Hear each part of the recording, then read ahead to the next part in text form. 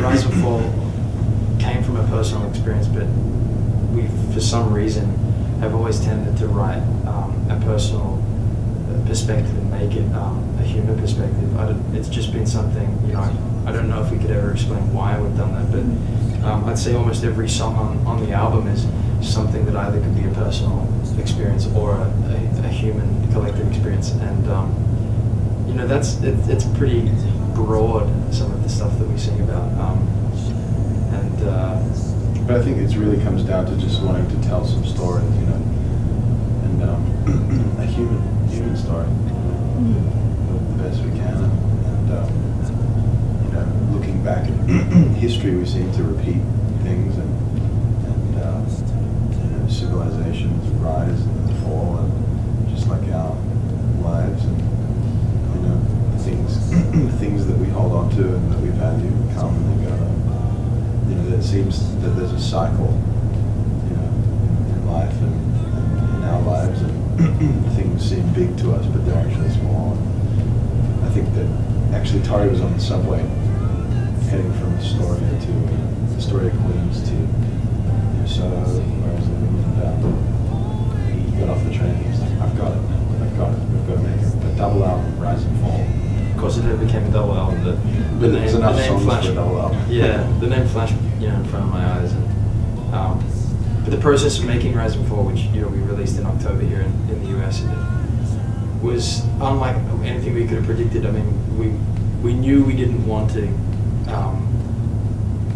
you know, hire a great band that was just, you know, amazing session players and go into Sony with our budget and, you know, make it all pristine and in air-conditioned rooms. We didn't want that experience. We'd had a number of experiences of that vibe. We knew that we needed to find something that conjured up a vibe.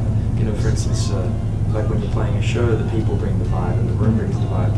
But when you're recording, it's so easy to get separated from that and go do what you created in a very different kind of environment. So we rented this farmhouse to do pre-production on 40 acres in Pennsylvania. And the producer we ended up working with, Nick Hard, came in and in the most unlikely fashion said, well, let's do it here. Let's bring all the gear in here. Let's not soundproof the thing. Let's you know, create this from the ground up, you know, in a very homely environment. So that's really how we begun the album, with that vibe, you know, like recording vocals and drums out in the field and in pajama pants and lying down and at 4 in the morning and 9 in the morning. A lot of songs were written there on the spot. Some songs were written there, and then we took it. It was, and then we took that sort of the grounding of the album, and then went to some really amazing studios, and you know, gave it the other side of the love for recording. But that's really the essence of the album, and you know, for someone to love Rise and Fall, they have to love sort of sitting down with it and feeling like it's an album, which is it's a tough time in 2008. People want, you know, what's going to hit on radio still, and the commercial factor. So we've had to kind of stay strong behind the stuff that we recorded. And we also played all the instruments on outside of the violin and cello.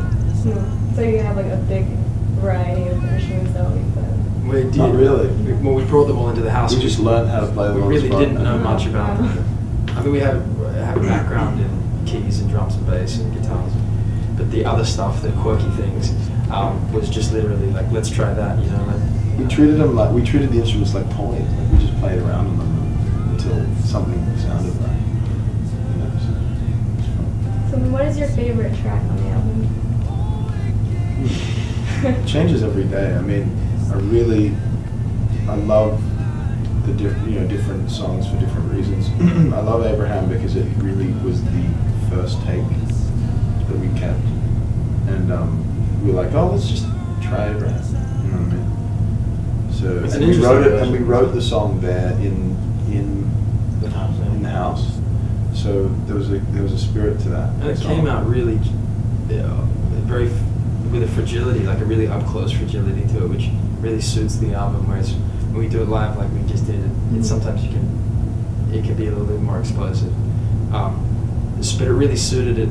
That moment, it was really cold and it was fall, and you know, we had fires going, and the closeness and the vulnerability of that song was really, we feel like it was captured. You know when something's going well.